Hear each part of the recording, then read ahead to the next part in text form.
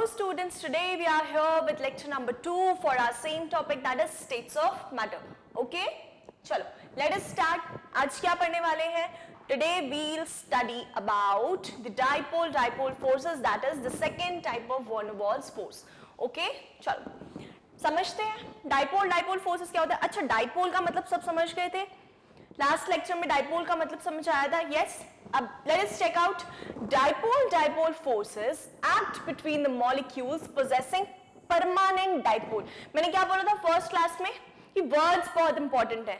उसमें जो हम लंदन डिस्पर्शन फोर्सेस पढ़ रहे थे वो किस में ऑपरेट कर रहा था? Between atoms and non polar molecules. Yes, यहां पर किसके बीच में ऑपरेट करेगा? Between the molecules that have permanent dipole. मतलब कि परमानेंट डाइपोल अगर है, किसी भी स्पीशीज में परमानेंट डाइपोल है, मतलब कि उनमें पहले से ही partial positive and negative charges present हैं. ठीक है, गेटिंग माय पॉइंट? अच्छा, पहले लंदन फोर्सेस में क्या हो रहा था? नॉन पोलर स्पीशीज और पोलर स्पीशीज दो तरह की चीजें होती हैं. देखो समझो, polar and non polar species दो तरह की चीजें होती हैं. नॉन पोलर स्पीशीज में डाइपोल पहले से नहीं होता है, उनमें डेवलप होता है momentarily. Why? Because of the unsymmetrical electronic cloud distribution. Yes, polar species में क्या होता है? डाइपोल पहले से ही प्रेजेंट होता है. ठीक है, it is by default present in them. As example है H plus and Cl minus. Okay, so if you want you can note it down. Non-polar species do not have dipoles. It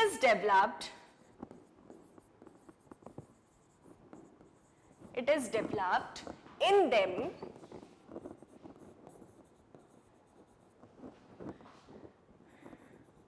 due to unsymmetrical electronic cloud distribution. Yes, that too momentarily.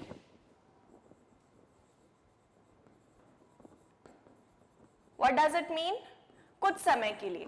ठीक है, सो ये non polar species का case है. Polar species में क्या बताया कि उनमें ऑलरेडी डाइपोल प्रेजेंट होता है. ओके, सो डाइपोल फोर्सेस किस में एक्ट करते हैं? In the species having a permanent dipole. Okay, या मॉलिक्यूल्स जिनमें परमानेंटली डाइपोल प्रेजेंट होता है. ठीक है, चलो. Ends of the dipole possess partial charges. Like I told you, HCl का एग्जाम्पल से Here we have HCl molecule. इसमें क्या है स्टूडेंट्स? पार्शियल पॉजिटिव चार्ज है. यहाँ क्या है? पार्शियल नेगेटिव चार्ज है. मतलब कि ये चार्जेस, अच्छा जो डेल्टा है इसका मतलब क्या होता है?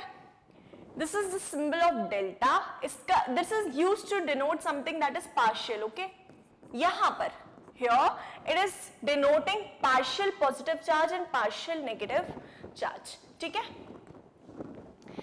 so ends of the dipoles possess partial charges and these charges are shown by Greek letter delta. Clear? Partial charges are always less than the unit electronic charge. अब partial है, partial मतलब क्या होता है? आधा या थोड़ा कम, है ना? थोड़ा कम. देखो, एक बीकर लिया है, this is fully filled with water, this is brimming with water. Okay, एक और बीकर लिया है, इसमें थोड़ा सा कम है, तो क्या बोलेंगे? This beaker is fully filled and this beaker is partially field. Okay, मतलब कि सिमिलरली बोला जा रहा है कि अगर इलेक्ट्रॉनिक चार्ज 1.6 इंटू 10⁻⁻19 कूलम्स है, तो पार्शियल चार्ज क्या होगा? उससे थोड़ा कम होगा मैग्नीट्यूड में. Okay, this is what is said कि partial charges are always less than the unit electronic charge, that is 1.6 into 10⁻⁻19 coulomb. Getting my point? ठीक है, चलो अब समझते हैं कि डाइपोल फोर्सेस एग्जिस्ट कैसे करते हैं. The polar molecules interact with the neighboring molecules. Okay, let us consider HCl, only HCl ही ले लेते हैं। एक बीकर है, उसमें HCl की स्पीशीज हैं बहुत सारी,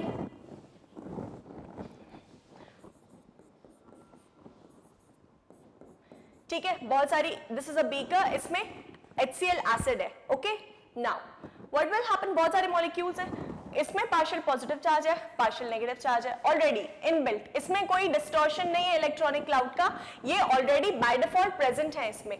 this is partial positive, partial negative, partial positive and partial negative, yes, partial negative, partial positive, partial negative, partial positive, like that, ठीक है। क्या होगा कि ये जो नेगेटिव पॉजिटिव है, हमें पता है already, what do these negative positive species do, they attract each other. तो ये जो डायपोल्स हैं एक दूसरे को अट्रैक्ट करेंगे, डायपोल्स पॉजिटिव नेगेटिव एक दूसरे को अट्रैक्ट करेंगे, पॉजिटिव नेगेटिव एक दूसरे को अट्रैक्ट करेंगे, ये similarly here. This type of interaction, that is dipoles attracting each other, is termed as the dipole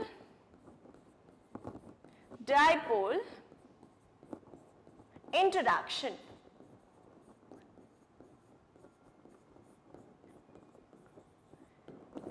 Getting my point? ठीक है, क्लियर है इतना सबको?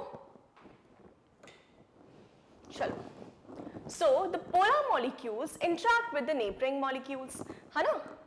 यहाँ पर देखो क्या है, पॉजिटिव नेगेटिव, पॉजिटिव नेगेटिव, ये negative and positive, what are they doing? Attracting each other. This is the attraction that is operating here, attractive force that is operating here between the two dipoles. बहुत easy है. So this interaction is stronger than the London forces. अब order आ गया कि पहले हमने क्या पढ़ा था, London forces, ठीक है। लंडन फोर्सेस जो है ये कंपैरेटिवली वीक है than the dipole dipole interaction.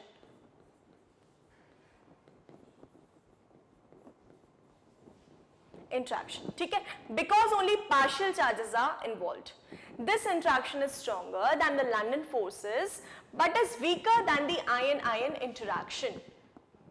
मतलब कि डाइपोल डाइपोल से भी ज्यादा स्ट्रॉन्ग कौन सा है, आयन आयन इंटरैक्शन।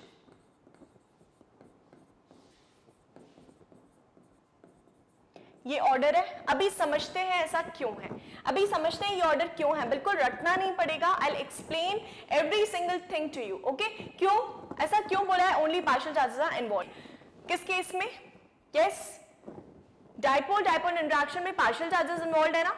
चलो अब चेक करते हैं ये ऑर्डर क्या था, लंडन फोर्स, ठीक है, फिर इससे ज्यादा स्ट्रॉन्ग क्या था, डाइपोल फोर्सेस, इससे ज्यादा क्या था, ये less than equal greater than equal to का साइन नहीं है स्टूडेंट्स, इससे ग्रेटर था आयन आयन डाइपोल। अब ध्यान से समझो एक चीज, देखो लंडन फोर्सेस में हम क्या देख रहे थे, अच्छा पहले डाइपोल डाइपोल फोर्सेस में समझ लेते हैं। इसमें पार्शियल चार्जेस थे positive and negative, that too permanent, permanent partial charges, ऐसे लिख दे रही हूं मैं, पार्शियल चार्जेस, ठीक है।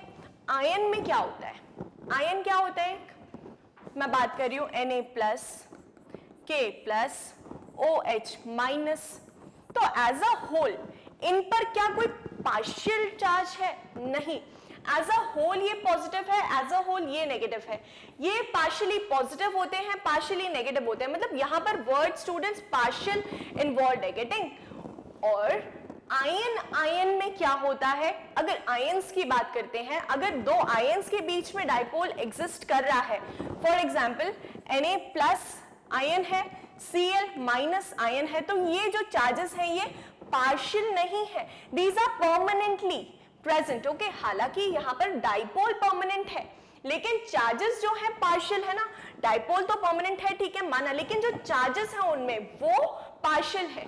यहाँ पर क्या है, चार्जेस जो है स्टूडेंट्स इसमें दीज आर होल, ये पार्शियल नहीं है, ओके। तो ऑब्वियसली जब कोई चीज पार्शियल नहीं है, कंप्लीट है, तो ये जीतेगी ना, yes.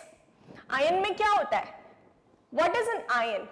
Any charged species is an ion. अब उसमें हम ये थोड़ी ना बोलेंगे कि वो partially charged है.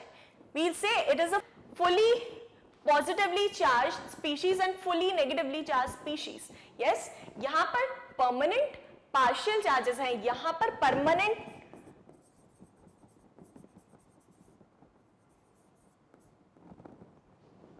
you can say permanent partial charges, permanent complete charges या कह लो full charges ऐसे बोल लो, just for your understanding, permanent full charges. ठीक है, अब लंडन फोर्सेस की बात करें तो इनकी तो क्या ही बात करें, इनमें तो डाइपोल भी परमानेंट नहीं होता है, टेम्परेरी डाइपोल होता है.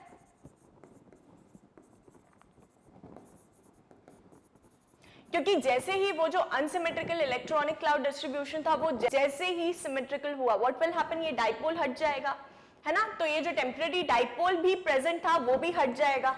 ठीक है, तो इसीलिए लंडन फोर्सेस जो होते हैं दे आर वीकर. अब जैसे ही डाइपोल हटा तो इंटरैक्टिंग स्पीशीज जो थे उनके बीच का बॉन्ड भी हटा गया, क्योंकि डाइपोल तो टेम्परेरी था. अब डाइपोल हट गया तो ये जो डाइपोल्स इंटरैक्ट कर रहे थे इनके बीच का फोर्स ऑफ अट्रैक्शन भी हट गया, तो जाहिर सी बात है लंडन फोर्स तो वीक फोर्स ही. ठीक है, yes students, so this was all about the dipole interaction. Now एक और चीज चेक कर लेते हैं. Attractive force decrease with the increase of distance, obviously क्योंकि डाइपोल किसका एग्जांपल है, वॉन डर वाल्स फोर्सेस का एग्जांपल है, जो कि ऑलरेडी वीक होते हैं. दो स्पीशीज के बीच में आप डिस्टेंस बढ़ाएंगे तो वो फोर्स और वीक हो जाएगा. ठीक है, फिर interaction energy is inversely proportional to the distance between polar molecules.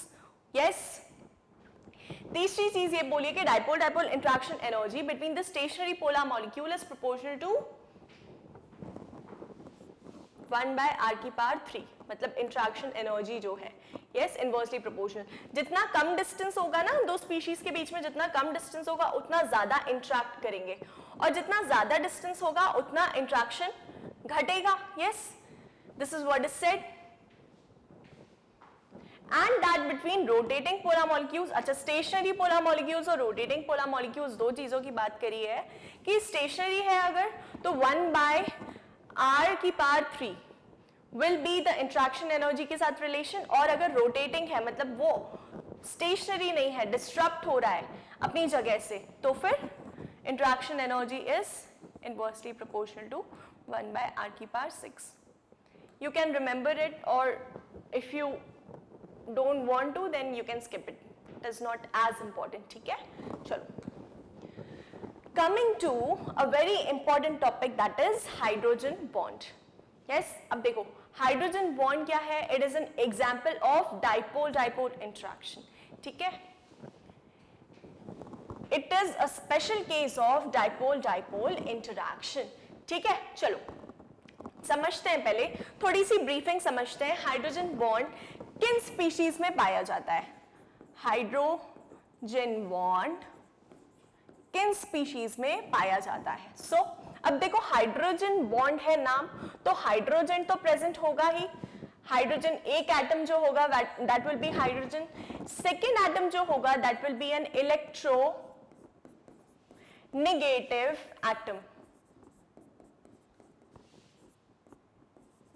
ठीक है, इलेक्ट्रोनेगेटिव एटम्स में कौन कौन से एलिमेंट्स आ जाते हैं?